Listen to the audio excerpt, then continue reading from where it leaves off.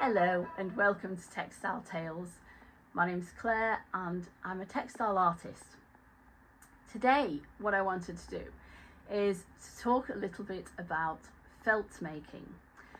Now I've been doing felt making for quite a long time, but I haven't done a lot of it recently, and that's predominantly because it is quite a physical process. It involves quite a lot of hard work. It's also because of my health. I've not been able to physically do the felt making in the same way that I used to when I was younger. So 20 years ago I was doing a lot of felted pictures, and I was doing a lot of felted landscapes, and I was making really quite large pieces as well. Yeah, these days, unfortunately, because I have a problem with my right shoulder in particular. I have a condition known as EDS, or Ehlers-Danlos syndrome, and unfortunately that can cause your joints to basically slide about in their socket. Sometimes they can come completely out of socket. Other times they do something which is known as a subluxation, which is basically where they partially come out and then pop back in again. Either way, it's very painful and it can be quite difficult.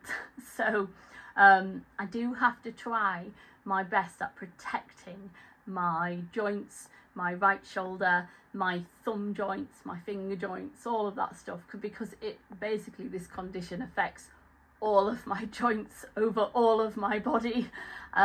So yeah, anyway, that aside, what I wanted to do was to talk a little bit about felt making today, because I actually have a number of craft kits. These are little felt making kits. Now, I was selling these at craft fairs, as I say, many years ago. I began doing this, and I used to run workshops where I taught other people about felt making as well. But these days, as I say, I have to take things a little bit easier. So I have instead decided to make a little video to upload this onto my channel and to share it with you guys, so I can give you a little bit of an insight into felt making. And even if it helps, if you have a disability or you do struggle a little bit with your joints, say you have arthritis, that kind of thing, perhaps, you know, me making this and showing you some of my techniques and how I actually managed to navigate my way around this, it might be helpful. Well, I hope so anyway. So let's begin. Okay, so I'm just gonna sit down for a minute. Standing hurts my back quite a lot. Anyway, on the table I have got various bits and pieces of materials. So this is the kind of thing that I've been making for some years now. It comes with instructions inside, but I wanted to review them.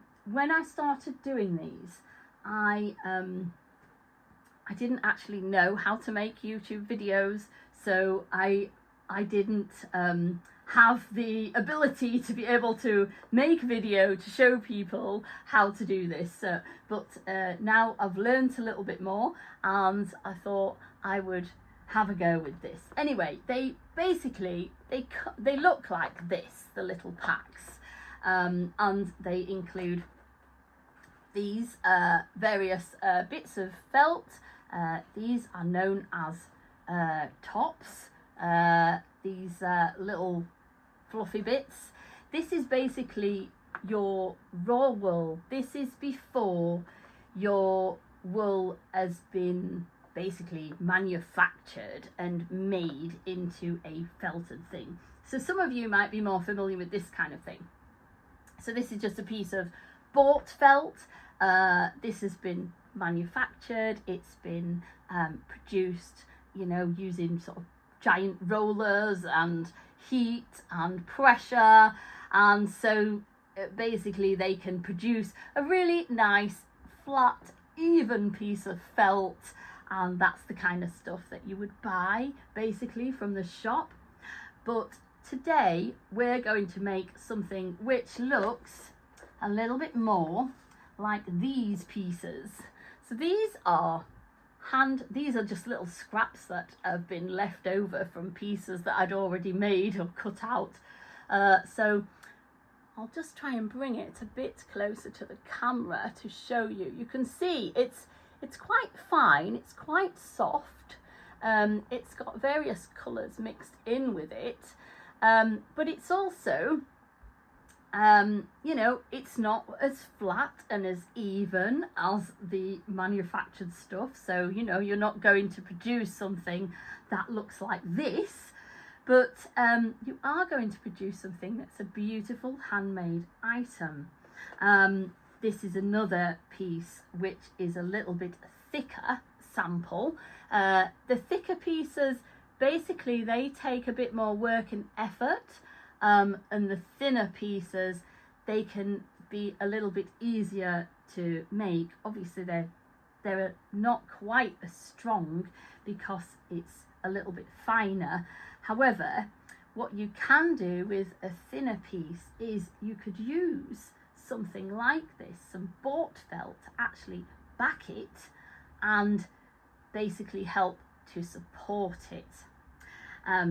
What I'm going to do is show you a little bit of the sorts of things that I have made in the past and that you can make basically with these little packs, and then we'll dive deeper into the actual packs themselves.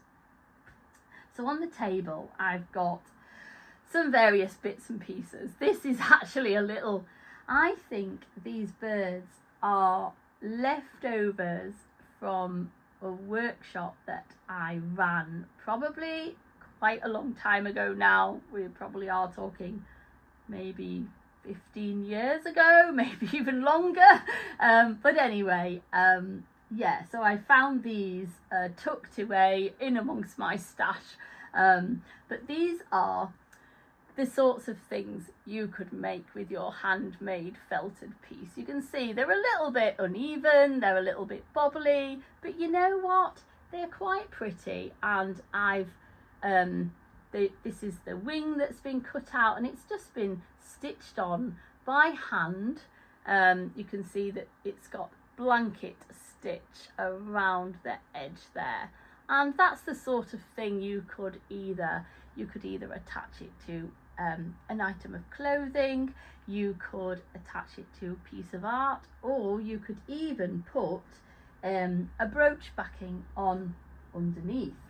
So this is an example of a brooch, for example. So that's the brooch backing.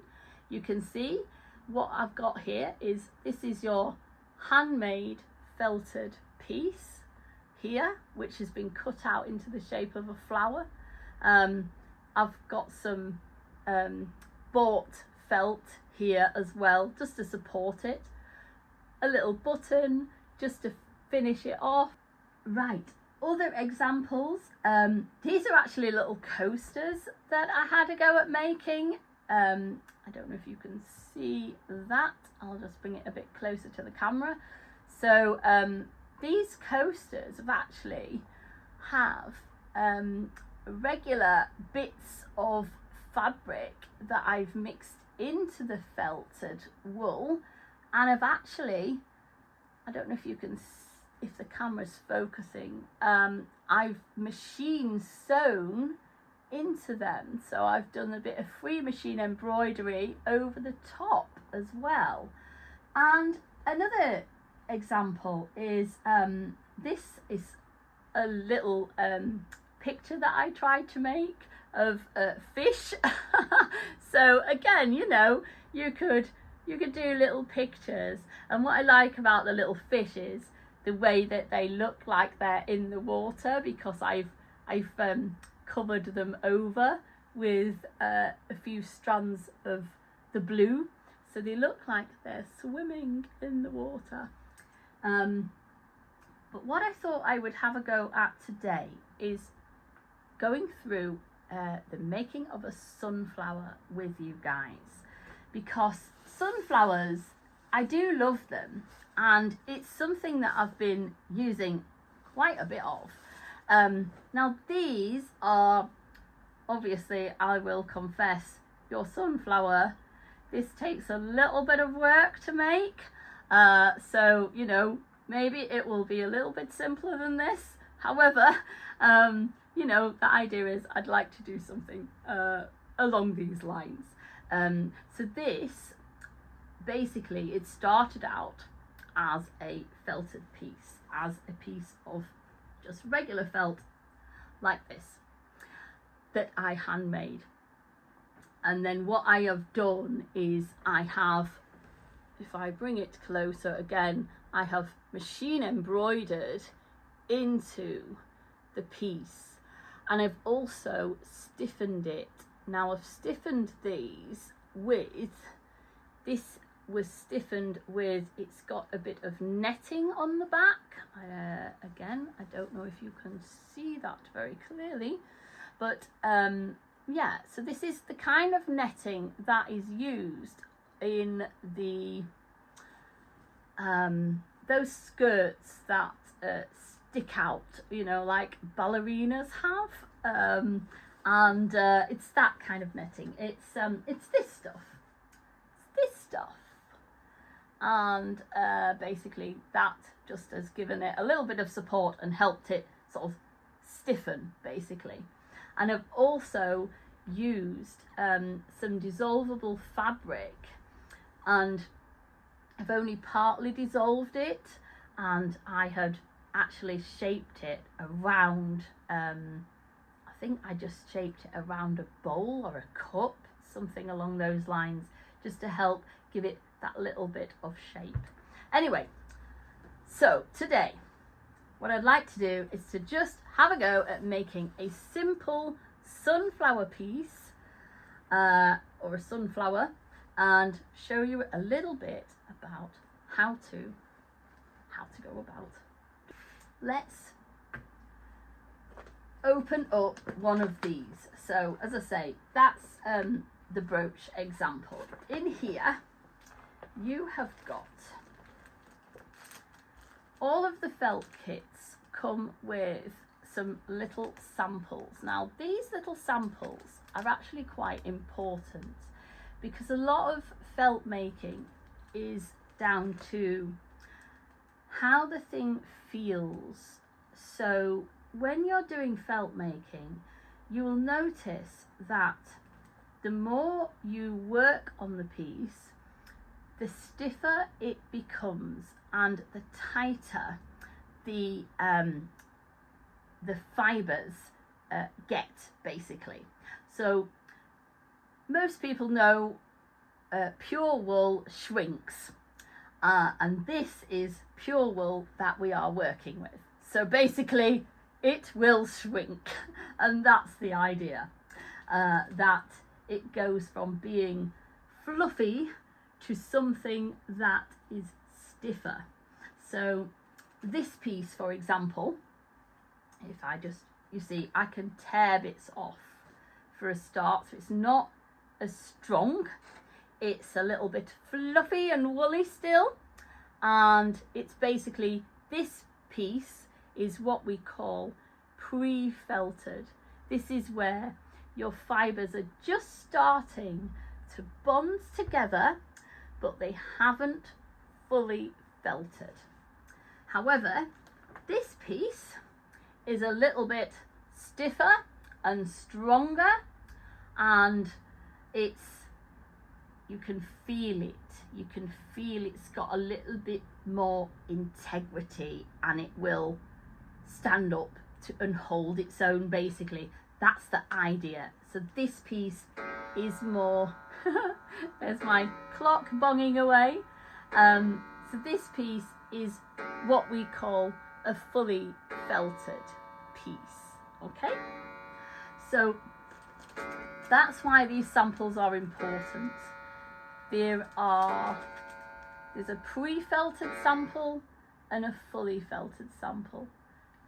These are to show you what it should feel like and look like, and that it shouldn't be woolly, soft and fluffy, but it should feel a little bit stiffer. Now, if you're going to have a go at making these with little ones especially, I will advise, in an age where everything is instantaneous, where we can have access to you know, whatever you want basically, and it's just there, this takes a little bit of patience to actually make and do, and it might test the patience of kids basically. I wouldn't advise doing this with younger children. I would say from sort of 8-9 years upwards, really, that kind of age group is probably best. But again, you know, equally, I've run workshops with kids who are that age, and they soon get bored and they soon get tired. So this, yeah, it just takes a little bit of patience and time. And I will warn that if you try to make a thicker piece or a larger piece, obviously it's going to take longer to finish off.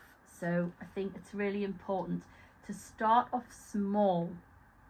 And in the packs, you'll notice that there are little the netting and the bubble wrap that I have included in the pack.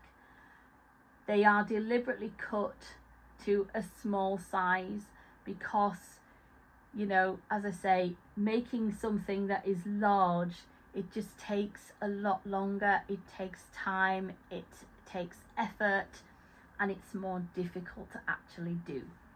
Also, actually, on that note, because this is natural wool, it will have something in it known as lanolin. Now, lanolin, sometimes people can react to. So if you do have very sensitive skin, or skin that is cracked, or you know, you have something like eczema or psoriasis, that kind of thing, I think it's a good idea to wear gloves when you're doing this kind of thing, because yeah, you can have a reaction. So I will just add that as well. Now, inside the packs, you will also have these little bits as well. So these are, let me just try and open this up to show you. I have included some pre-cut little shapes. So if all else fails, you at least have some pre-cut little shapes that you can use to, you know, make a start. And you know, they're like a little guide. And also there are some buttons, some sequins, and importantly for the brooches, you've got these little brooch backings, and these can be sewn on by hand as well. I've tried to be generous with the amount of felt that's in each pack.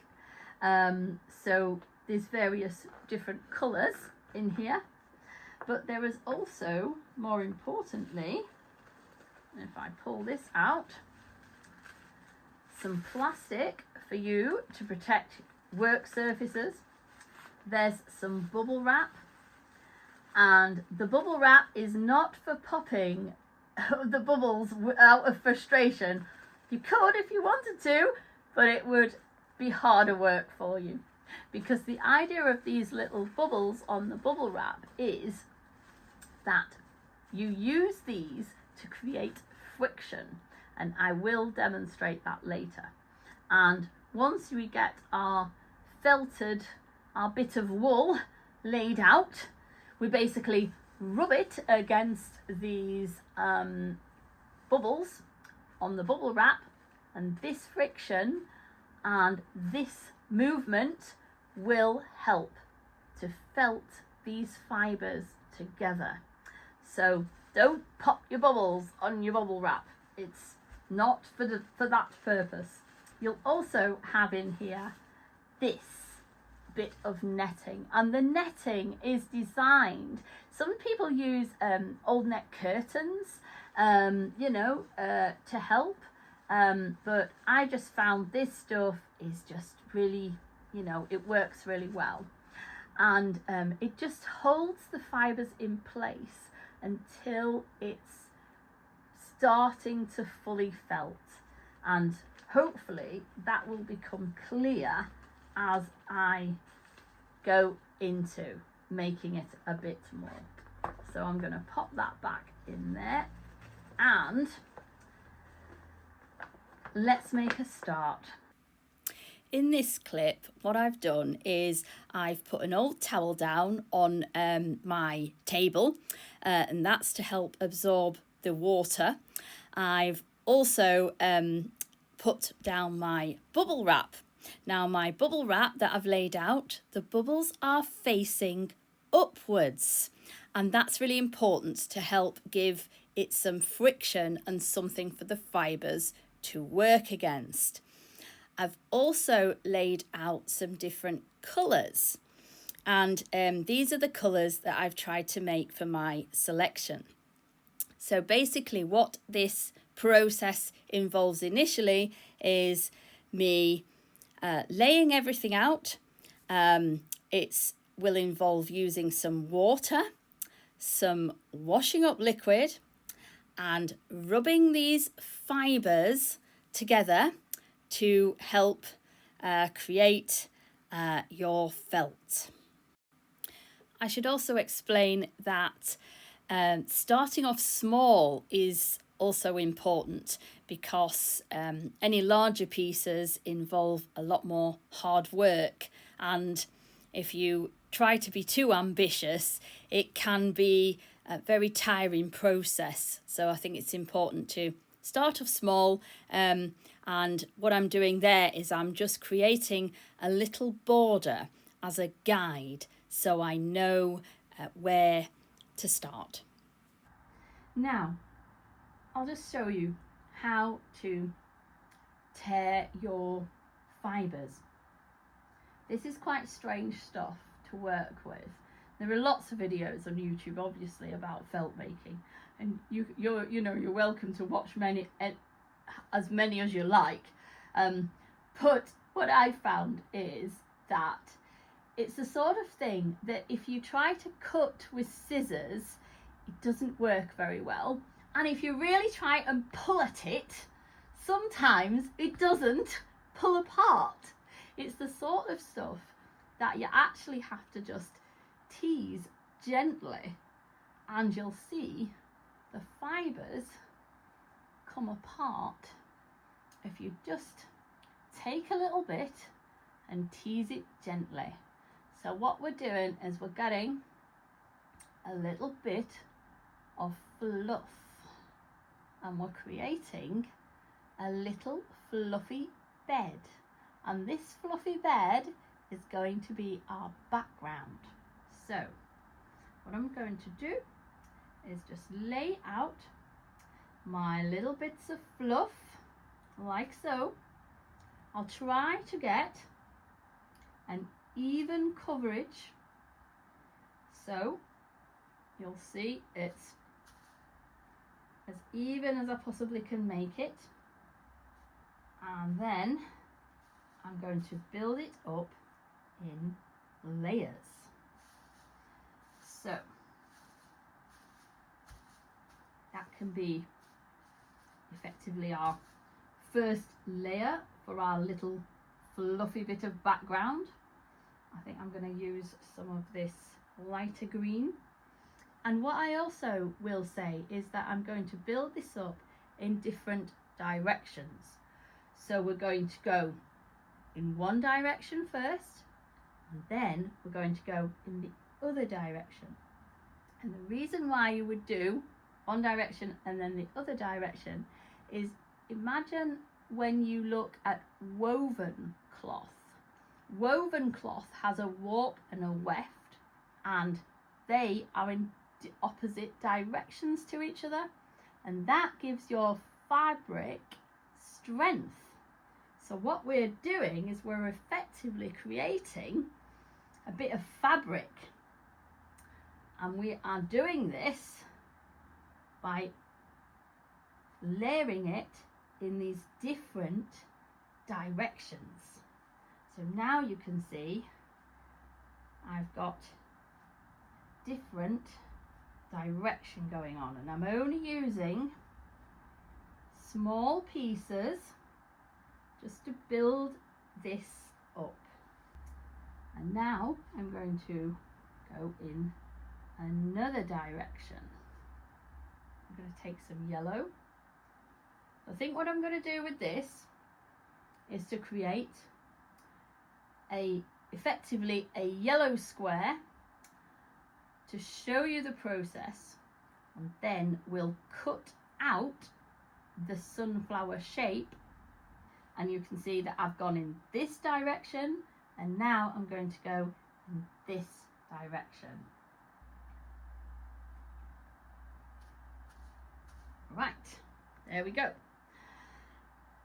I'm now going to show you how to do the next part.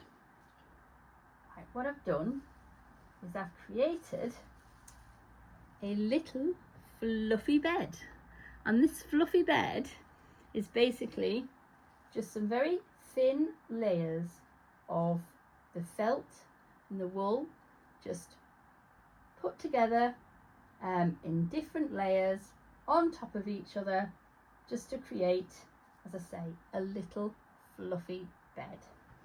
Now what I want to do is to think about my sunflower shape.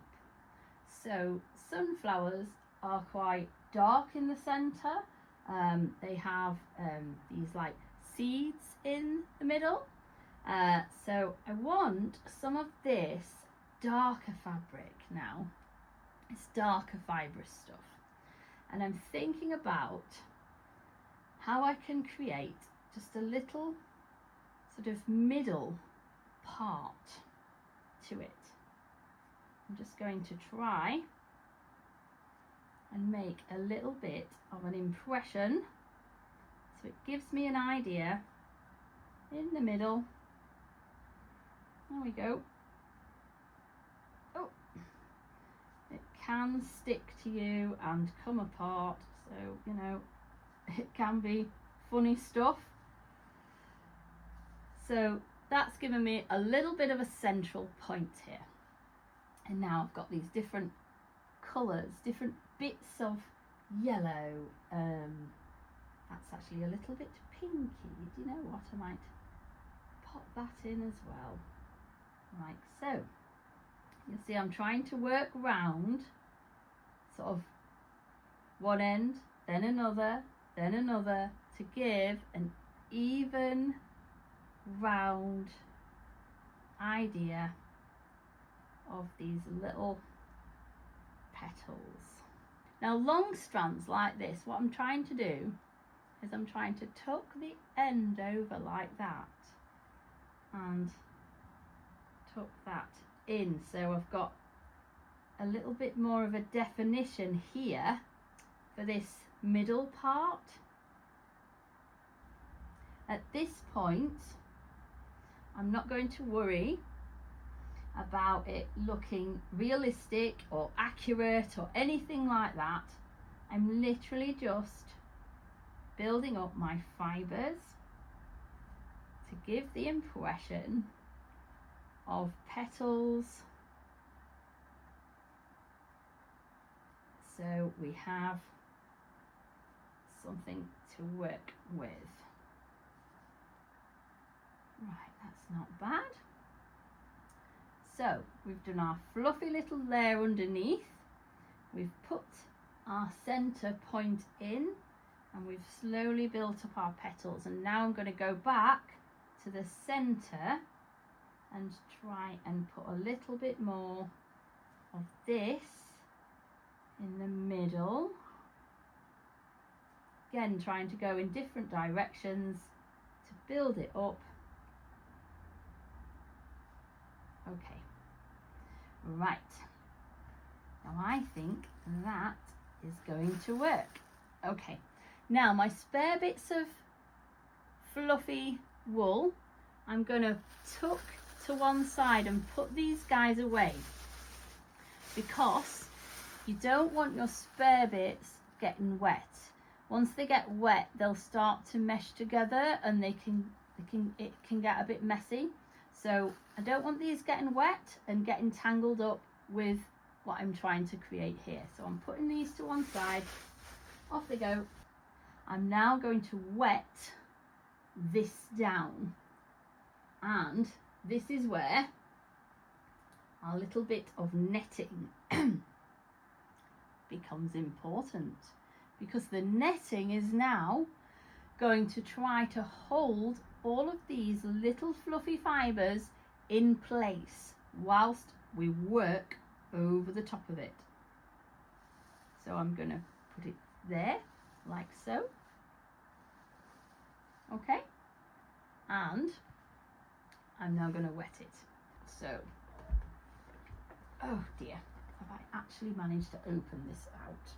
Let's see. Is it working yet? Ah, yeah, we've got action. Okay, it's not. Ah, okay. Well, that wasn't very good, was it? The lids fell off. The pins fell off. Right, let's try that again. Right, we'll continue. I don't want it too wet. I don't want it really, really sodden. I just need it wet enough. We're sort of making it damp. Damp enough for our fibres to start to mesh together. You can see as I push down, I've got a little bit of the water rising up, but it's not running out and it's not like really, really sodden. So that is about right for what we need and what we want to do. And now I'm just going to use household washing up liquid, bog standard stuff. Oh, that's quite a lot. Maybe slightly less than that.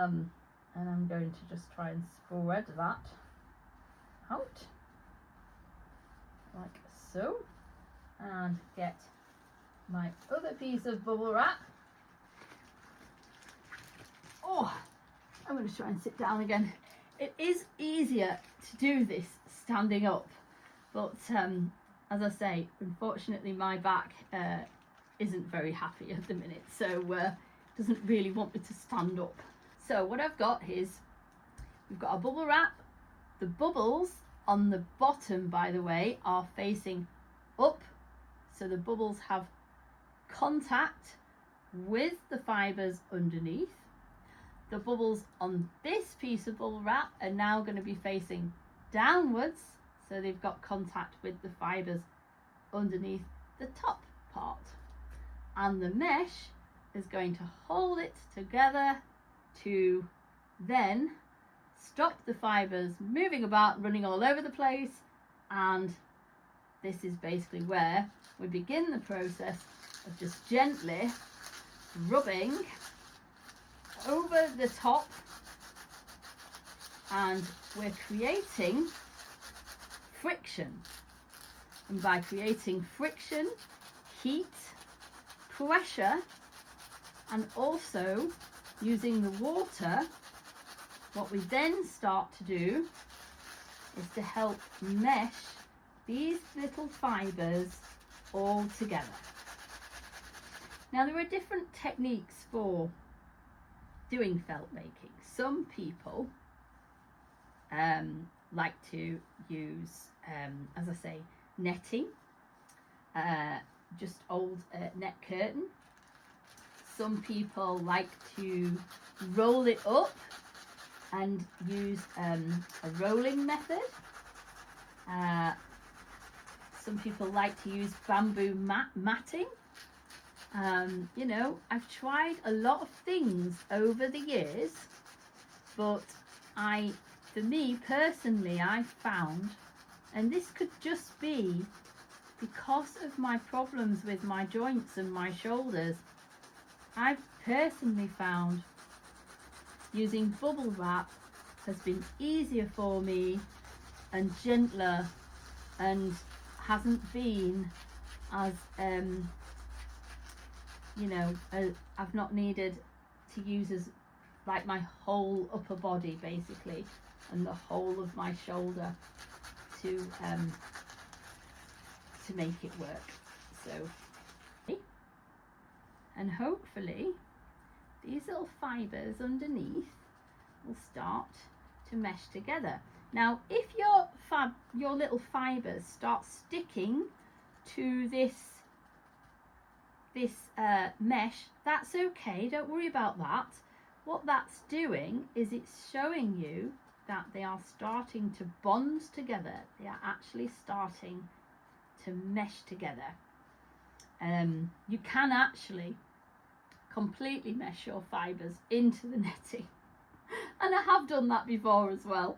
But yeah, it's a good idea as you progress to just keep lifting the netting up, just having a little look at what's happening underneath, and yeah, and keeping going. And I'm just tucking these little fluffy end bits in as well, just to help them mesh together as well.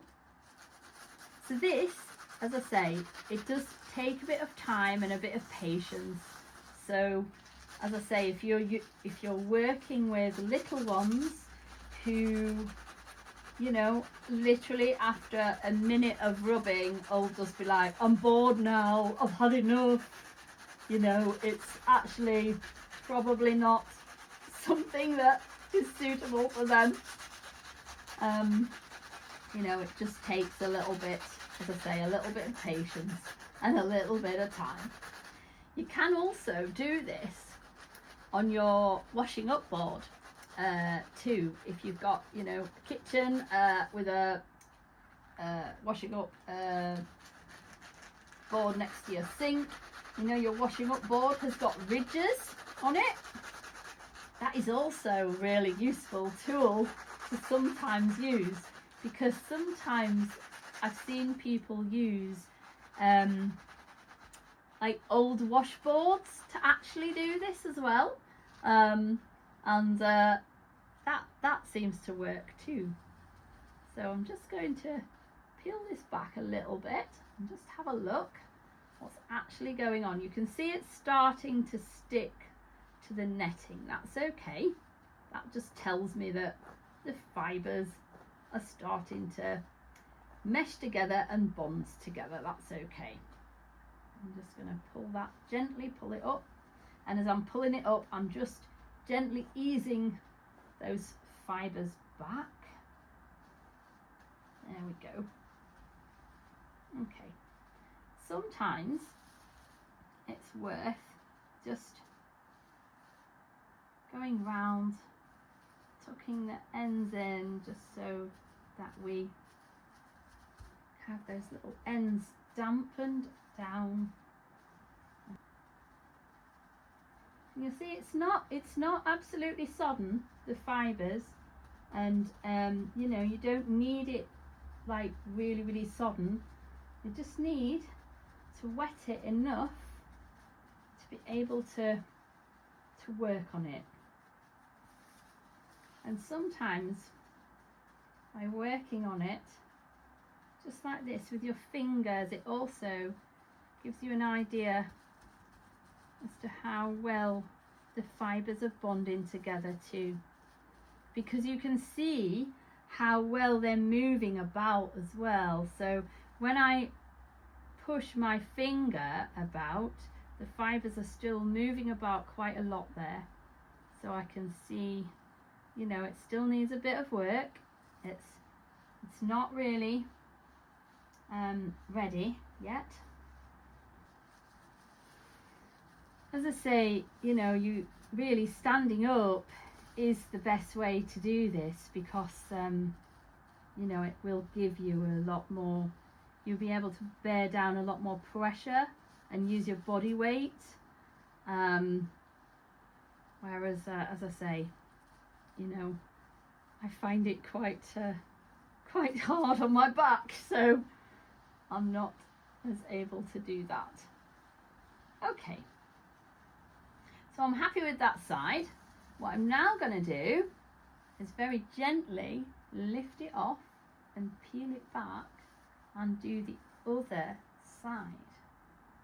Okay, and it's, you know, the fact that it's clumped together like that tells me that the fibres are actually starting to mesh together. That's okay, that's good. That's good. It's starting to slowly come together. I'm just going to gently work over with my fingers like this. At the minute I'm just working around the edge because I've been able to rub a bit in the middle, but the edges haven't had the same attention. So I'm just going to give those edges some attention. There we are. And what we're doing is we're doing both sides because both sides of the fibres need to be worked on. And you can see there, you know, the amount of water. It's just enough. It's enough to create a little bit of a slippery surface. That's what we need. We need a little bit of a slippery surface. Now, I'm not going to put the netting back on top of this because this is the back. I don't need these. If these fibres move about a bit, that's okay. It's not going to matter so much because this is actually the back of it. So I'm just going to go straight in directly with the netting and just gently start to rub. And actually, having said that, do you know what? Those fibres are lifting too much. It's not going to take it. And the fact that they are lifting up too much like this, can you see? Tells me, no, it's not going to take it. So I'm actually going to put the netting back on top. And that netting, as I say, is just going to help keep it in place and hold it down. Right, I need a rest. Okay, I'm going to pause, I'm going to rest, and I will resume filming after a little bit more rubbing because, as I say, it does need a little bit of time and a little bit of effort. And yeah, it can be quite tiring and it can be exhausting. So it's worth remembering that. This isn't an instant thing. It takes a bit of effort and time. So, yeah. Right, rest, cuppa, and then I will resume later. Right, what I've done now is I've done a little bit more rubbing and a little bit more, put a bit more pressure on it, and we've got it to this stage now. And this is what I would describe as your pre-felted stage. It's almost there, but your fibres are starting to bond together, but there's still a little bit of movement, and you can see they are still a little bit fluffy and moving around a little bit. So what I've done is I have removed the plastic and the bubble wrap now, and I've just put it directly on top of the towel. And what I want to do now is to basically just work into it a little bit more, and I'm going to just wet it a little bit more, just so it's got a little bit more dampness there to go at. You'll notice that I am standing up now for this part because sometimes you do need that little bit of extra pressure. I'm just going to put a little bit more washing up liquid onto it. Not too much, just a little bit. Just enough to create a little bit of a soapy, slippery surface. Okay. And now I am going to do what I tried to do before, which is directly rub it with the bubble wrap. So this time I'm just directly rubbing it. And because the fibres have bonded together a bit more, they're not moving about too much, but now I'm trying to go in and really get it shrunk back. And that's basically what I'm doing. I'm shrinking it back, so I'm making sure it's nice and tight and that the fibres are fully bonded. You'll notice that it is actually quite thin, what I've made, but as I say, you're welcome to make thicker pieces if you want to, but remember the thicker pieces take a little bit more work and effort and are actually harder. They're just harder for me to make, so yeah. Now you'll notice I've got a few little end bits are coming away here. I'm not going to worry too much about them. What I might do is actually try and tuck them in like this. Hang on, I might get my bubble wrap back again just for this bit. Let's tuck you under. Right. Okay. And try and see if I can get you tucked in. I'm just going to gently rub it. Gently rub it. Oh, yeah. That just might do it. This might help it bond together. That's what we're doing. We're just bonding the fibres together by just gently pressing and rubbing and rolling on one spot. Yeah, right, okay. There we go. Oh, I have to sit down again. I really cannot bear being stood up for too long. I just can't physically cope. I'm going to get a little bit more bubble wrap. I'm just going to get a tiny strip this time.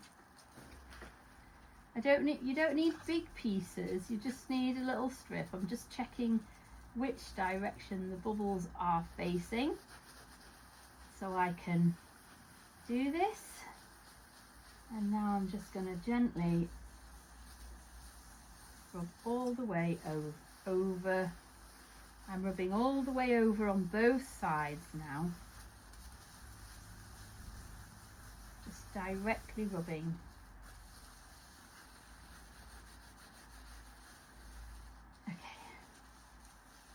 I'm having to use both hands and both arms because I start to ache quite quickly. And I'm having to be really careful of my shoulders as well, my shoulder joints. Now what I do have actually, and I haven't used, are these little bags. And these little bubble wrap bags, I'll just turn it inside out. These are quite cool. I've kept them as little bags because what I can do is put my whole hand inside the bag and actually use it like this. On this, you know, I can just use it all the way around. You know, and it just helps to, you know, if you have difficulty gripping the bubble wrap, if you've got any packaging that's come and you've got these little bubble wrap bags, they're actually quite useful, you know. And another thing you can actually do with the bubble wrap bags is you can even put your felted piece inside the bag with obviously the bubbles the other way around, and use it that way. And that's another option too. Oh, I'm getting quite tired again. This is what happens. But you know, something like this, if need be, you can actually, with felt, you can actually let it dry out completely.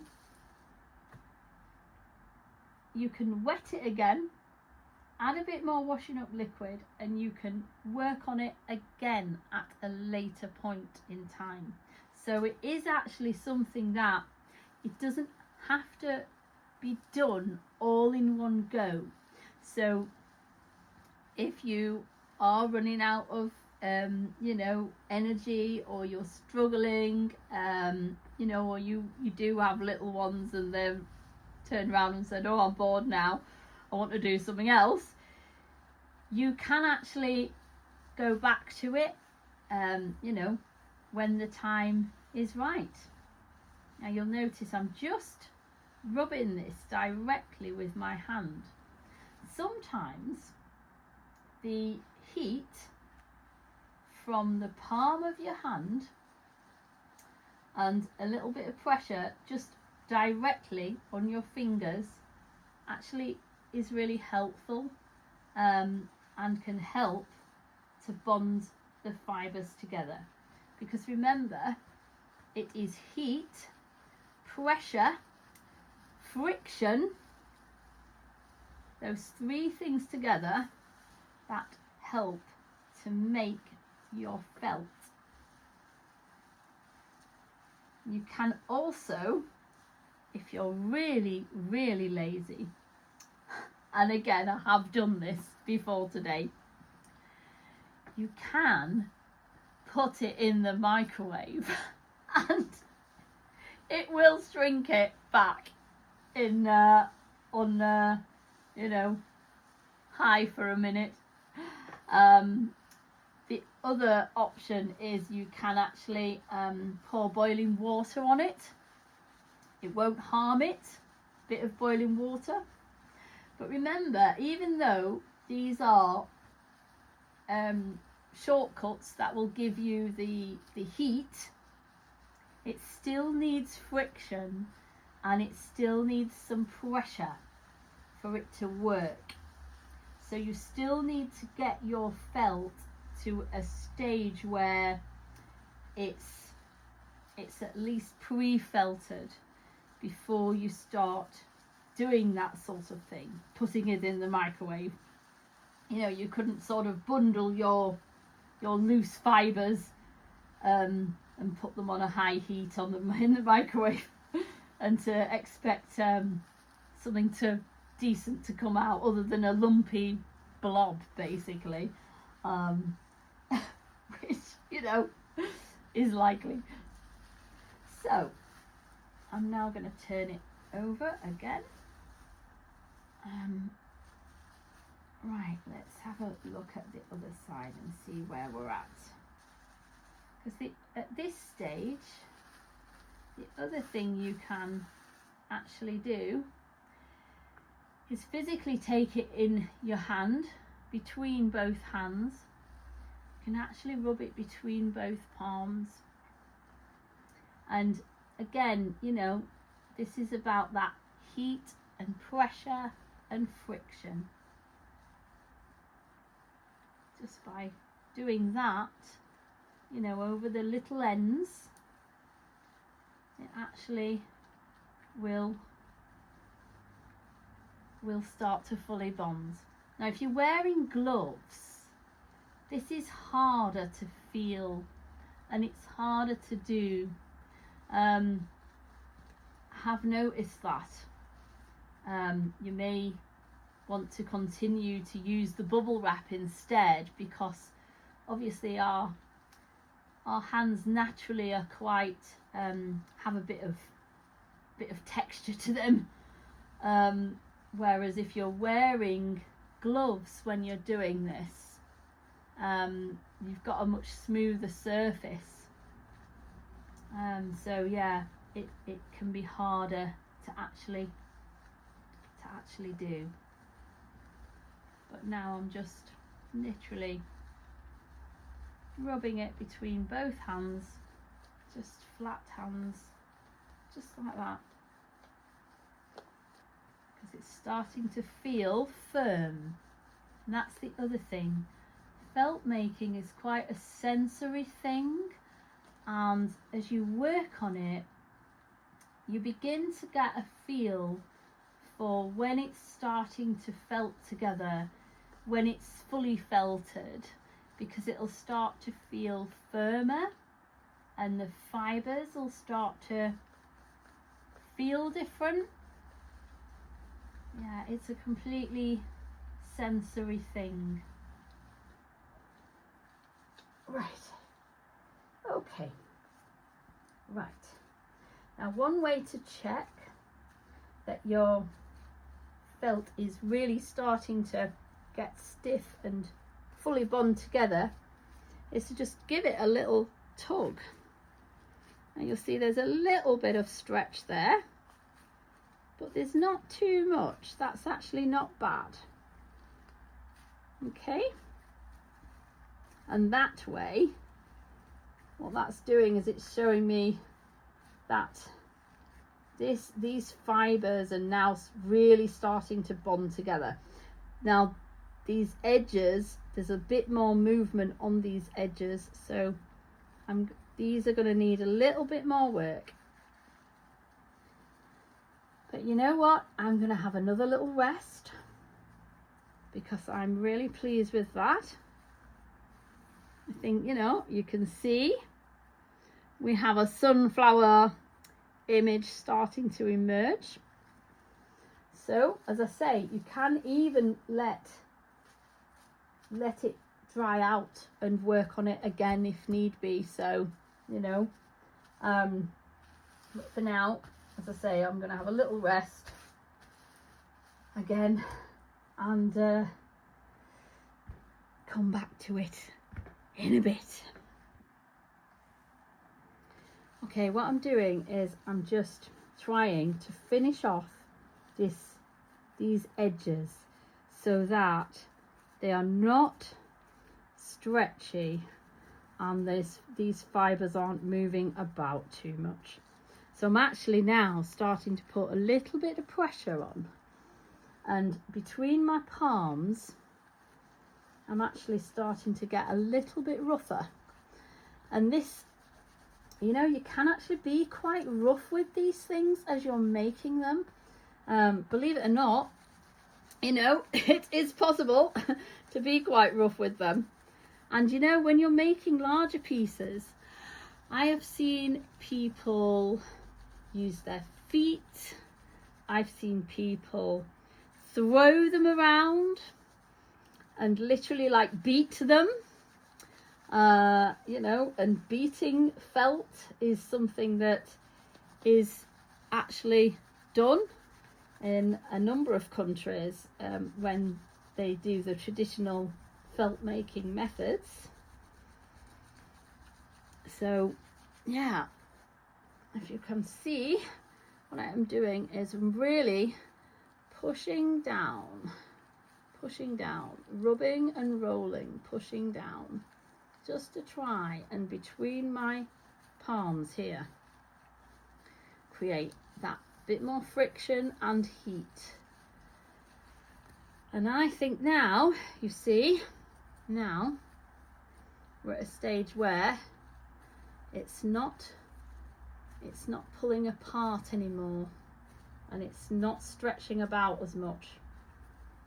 Yeah, so I think that is now ready for a rinse, and we're gonna rinse out all of the washing up detergent, and we're then gonna leave it somewhere to dry, and then we can move on to the next stage of actually cutting out the shape that we want. And yeah, let's move on to the next part.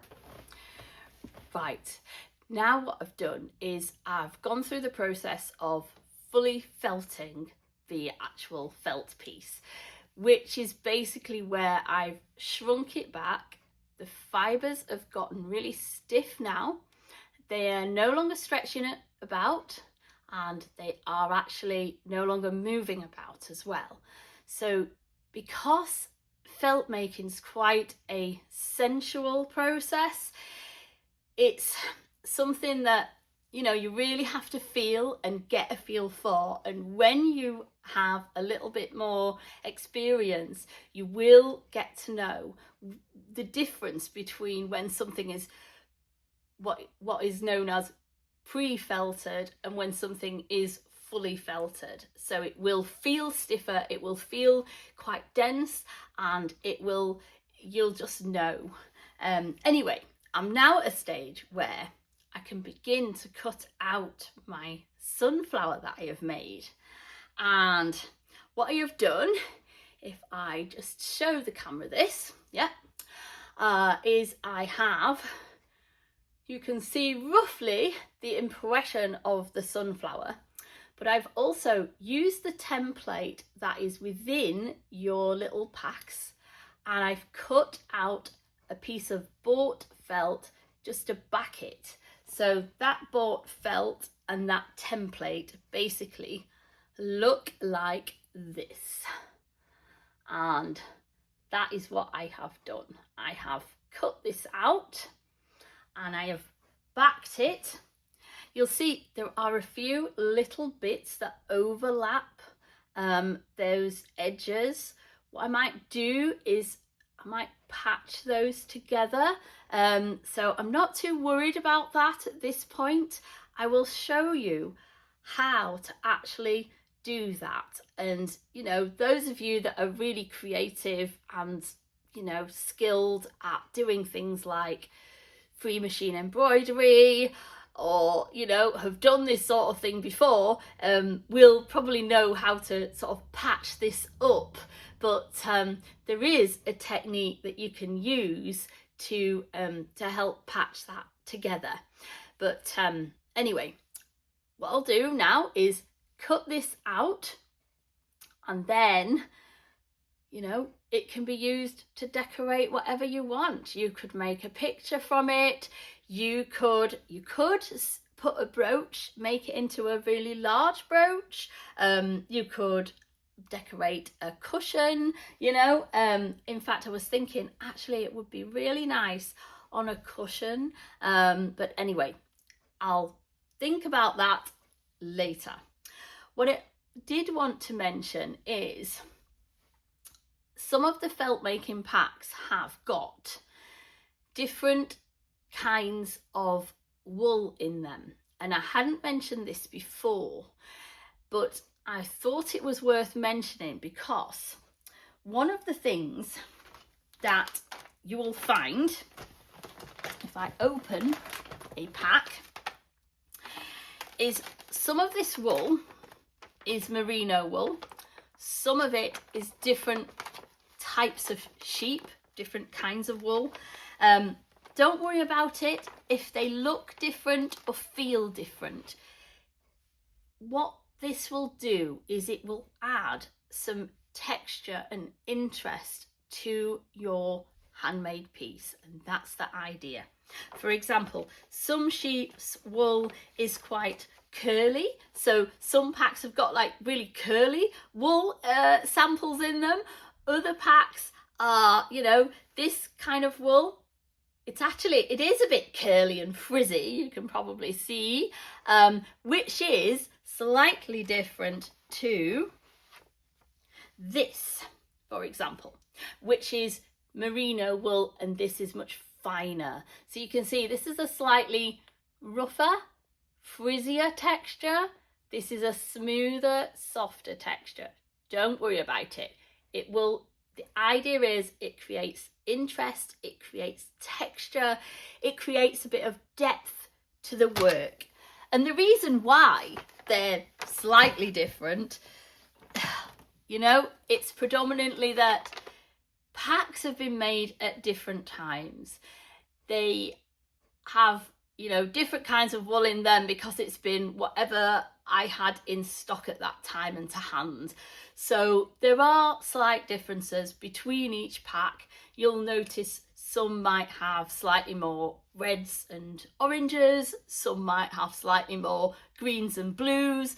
You know, it's up to you whichever one you want to pick. But yeah, there is slight variation. I have tried to make each pack as even and as equal as possible. Sometimes that's not always been possible. As I say, sometimes they've been made at different times and they have been, you know, there is slight variation between them. But anyway, yeah, please don't worry about that. As I say, each one has, you know, its own sort of unique quality, let's say, because each piece that will be made from them will be completely unique. You know, when you're making craft things, these are unique, handcrafted, artisan things, you know, and it's the nature of what you're doing. So, right, I will move on. I will turn the camera around and we'll cut the felt piece out and we'll then look at how we want to decorate it. Okay, before moving on, I did want to just mention what it actually looked like and to show you in the camera what it actually looks like now. So this is it completely dry. This is it fully felted. There are still the odd wispy bits, but you know, I'm not going to worry too much about them. But what you've got here is a piece of, effectively we've made a piece of cloth. It's, you know, it's got a reasonable bit of integrity and strength to it. Both sides feel roughly the same density, which actually is also quite important when you're felt making, because you do need to rub both sides and make sure that both sides have been worked on. So I just thought I'd show the camera that before beginning to cut it out. As you can see, the back has just a whole range of mixed colours. It's got this lovely effect actually. You can get these lovely sort of streaky effects by adding different colours in this way. Yeah, because we wanted a little sunflower design, that's our front. And now I'm going to try to reposition my sunflower in the best possible position so it covers the majority of the little template. As I say, we have got a bit of overlap, but you know, we'll deal with that later. And now I'm going to pin it down and cut it out. So let's make a start. Now these little bits that I'm going to have left, I'm not going to throw them out because these are the bits that I'm hoping I can use to patch up my little bits that are slightly missing and where my template has overlapped. So all these little bits I'm going to keep. You can even completely recycle them if you wish to and use them for other decorative projects, you know, and I have been known to free machine embroider them into other pieces. You know, all of that is entirely possible. Yeah, so there we go. So that gives you an idea of what we are now looking at. And what I have done with this large piece that was missing is I've just taken some thread, needle and thread, same colour, and I've just gently patched it up and just tacked it on. And actually, you know what? I think that looks absolutely fine. And I'm just about to sort this little bit out here, because actually, even though this has got a bit here, the colour, it's got that brown showing through. So I thought, let's try to colour match that a bit better. So I've got my needle and thread, and you know what? I'm just using the thickness of the felt to almost create a bit of a concealed stitch. And just by gently, so I'm not putting the needle all the way through, as you'll see, it's just, I'm just using the thickness just to sew it down. And actually then if I wanted to decorate it or sew into it again, I can do. And I'm now just going to join these two little bits together like this. A bit like darning a sock. Huh. I don't think people do that anymore, do they? It's a bit of an old-fashioned thing to do, that, darning socks. I doubt many people actually know how to do it anymore.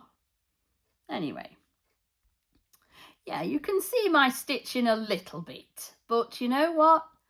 I'm okay with that. I'm quite happy with that. I think that looks okay, and it just keeps it really simple, and that's what I wanted to do. This is the finished item now, and what I've done is, you can see, I have patched up these little edges which were showing. And you know, I think they are okay, and I'm happy with them. They blend in really well. If you are able to do needle felting, you could needle felt over the top of it, but I've just, as I say, tried to keep it really simple so that you can see the sort of effect that it has.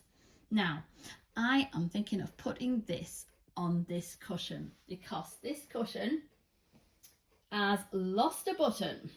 It basically looked like this before. It had a button in the middle, and it has since sadly lost its button. So I think decorating this cushion, just putting it there in the middle, and what I could do is find another button to maybe put it there, and I think that will look lovely, and just finish that cushion off. And as I say, if you're really creative, you could do all sorts of things with this. You could attach it to clothing, you could decorate it some more, have it as part of a picture. You know, there are lots of different things that you could do with it. So I hope you've enjoyed this video. Please like and subscribe to my channel. Leave any comments. I will try to answer as best as I can, and I hope you've enjoyed it. So happy making!